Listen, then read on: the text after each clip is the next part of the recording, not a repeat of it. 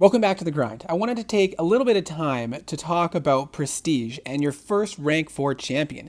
We have recently gotten confirmation that the exploration rewards for Act 7 are going to give a rank 3 to 4 rank up gem that is not, or that is class specific. So it's not a generic. You're going to get a crystal. You're going to spin that crystal out and you're going to get one of the 6 classes. And then you're going to be only able to use the gem for that specific class. Now, there was a leak in the rewards and it was initially thought that it was going to be generic. I didn't really believe that it would be generic. It makes a lot more sense for it to be a crystal. I know it sucks that you lose a lot of the choice in that, but it didn't really make sense that the very first easy access for rewards for a rank 4 would be a generic. And I do wish it was, because it would make my decisions a lot easier, especially because, for example, if I get Cosmic, I don't really have a good option. Now, yes, the rewards also include an Awakening Gem and 200 SIGs that you can put into any champion that you choose to take to rank 4. So if you do want it to be a Prestige champion, you can still make that choice. However, I don't really want to invest all of that into Cosmic Ghost Rider or Corvus, and the other champions, they just don't feel worth it, and I would rather wait until I had a better champion. Now, depending on where you are at in the game, you may not care as much about Prestige. And this probably only applies to the first several months of Act 7.4 being released, because over time, players with accounts that are smaller and smaller will start to reach that content and still get through it. And so they may not have as developed of a roster. They may be in alliances that aren't as competitive. But if you are in a relatively competitive alliance, or you're pushing for top 100, top 150, or maybe you want to get there in the future, then you do have to consider Prestige for your first rank 4 champion, because you are probably going to take a little while till you get your second, your third, your fourth, and have a full roster of rank 5s. And if you want to be in a competitive alliance before that time, your first rank 4 matters. But how impactful is it really? Do you have to go for the top Prestige champions? Does it have to be the Thor Ragnaroks of the skill class? Well, I wanted to talk a little bit about how Prestige works. So each champion has a set Prestige that's averaged over your top 5 Prestige champions, and then your Prestige is averaged over the entire alliance, so over 30. Now, one of my alliance mates was saying, man, if I got skill class, I would just hate to have to take my SIG 200 Thor Ragnarok to rank 4 because I really do care about Prestige. I would much rather just take up Nick Fury and invest the SIGs, but Prestige is such a big deal and it might be a while before I get my next rank 4. And then I was like, well, hey, let's consider that a little bit. Yeah, the difference is quite a bit. 200 to 250 Prestige difference between the champions. That sounds like a lot, but how much does it really matter? If you average out 200 over your top 5 champions, that's only a 40-point difference. But hold on, that 40 Prestige points is actually averaged over the entire alliance, so it's divided by 30. That's only like 1.3 Prestige points that you would be adding to your alliance for choosing Thor Ragnarok over Nick Fury. But that's assuming that both those champions are already in your top 5 and will remain in your top 5 Prestige champions. So I told him it might actually be better taking Nick Fury if you are going to invest the 6 stones into him and don't have an alternative champion you would like to invest.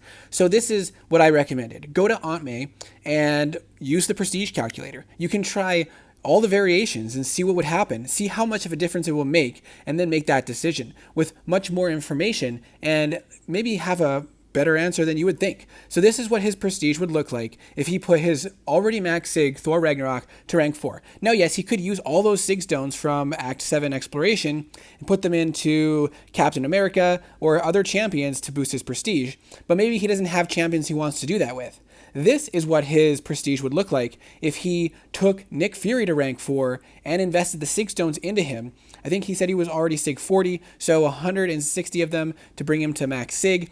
He would actually have a much higher Prestige by taking Nick Fury to rank 4 and investing those SIG stones. It does cost all those extra SIG stones that are not going to other champions for future rank ups, but it gives him a better Prestige result now than he otherwise would have. And that's because Nick Fury wasn't on his Prestige list before. So Nick Fury is a new champion to the top 5, knocking off the lowest Prestige champion, which was weighing down his average. And Thor Ragnarok being a high prestige champion, you can leave him at rank 3 for now. He'll hold that lower end and hold it up high and work on other champions that make more sense to you. Now, if you had a different champion that you really wanted to invest the SIGs into, maybe it wouldn't make sense for you to do this, but for this player, this might make the most sense for them, depending on the other champions that they have, depending on their other prestige plays that they're considering doing in the near future. This might make the most sense. You're getting a significantly higher prestige by going with a significantly better and more useful champion, but you are having to pay the cost of those SIG stones, which you otherwise might not use on that champion. And by the time you're ready for another rank 4 champion, if it's not going to be one of the ones that are already max SIG, you're probably going to have a bunch more SIG stones built up by that time, because it's likely going to take a little while for you to get to your second rank 4 champion unless you've been working on the Karina's challenges and stuff. So if you're coming to that point and you're going to have to make that tough decision soon, you're looking at your champions in each of your classes and you don't know who you're going to want to rank up, maybe because you have limited options, or maybe because you have several good options but you can't decide which one because one of them's higher on prestige than the other. But I highly recommend using Antime or Antami, whatever you want to call it, and use the prestige calculator. Try out different things. Say, hey, what if I took Hitmonkey to rank 4 max SIG versus Nick Fury? What if I took Apocalypse to rank 4 versus whatever other champion you're looking for? Dr. Doom versus Mojo. Yeah, Dr. Doom has much better prestige than Mojo, but if you absolutely love Mojo, Mojo has pretty solid prestige, benefits highly from the SIGs. If you really loved your Mojo, let's just take a look here, play with it. If I put both of them to max SIG, because that's what they would be if I was taking them to rank 4, because, you know, prestige matters to me and the lines that I'm at. I want to contribute as much as possible. And we're going to get a bunch of SIGs for it, so why not? So if they were both already at SIG 200, this is what my prestige would be. And then if I was to take Mojo, or let's start with Dr. Doom. Dr. Doom to rank 4. We would get 13,574. 574, that's not the right one.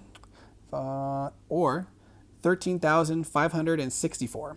10 prestige points different for my personal prestige. Divide that by 30. That's nothing.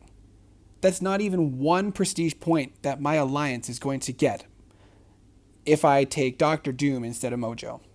So if I absolutely loved Mojo and I was like, hey, you know, I know Dr. Doom's great, I don't like him. I actually love Dr. Doom. But, you know, if I wanted to take Mojo, I would totally do that. Because the prestige, as far as prestige, it's not a big difference. And there's so many situations where the champion with the better prestige is not the champion you're going to want to rank up. And you're going to look down lower on the list like, man, 200 points different, 250 points different in prestige, but the champion is so much better.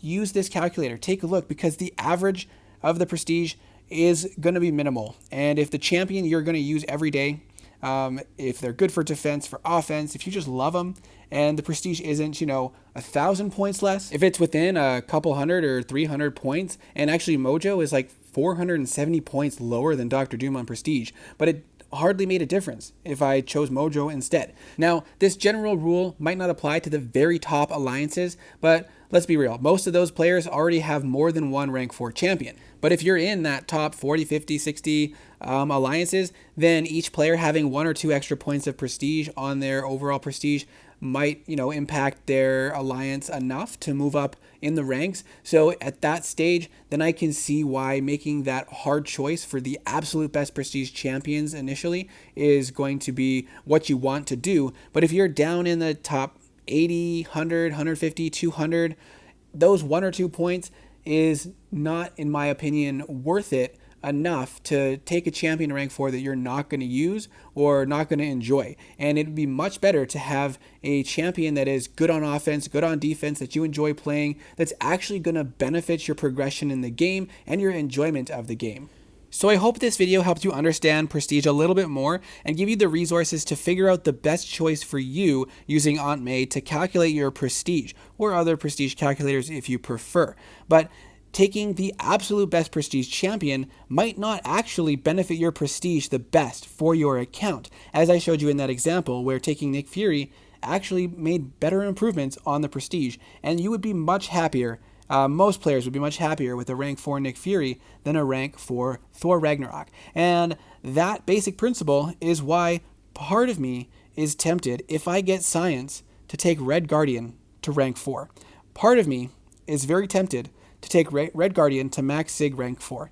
And I'll talk more about my top 2 to 3 rank 4 options in the class in a different video. If you're interested in that, keep an eye out on the channel, subscribe if you would like to. That's going to come out hopefully in the next several days. So thank you so much for watching. Again, I hope this helped, and I hope to see you in the next video.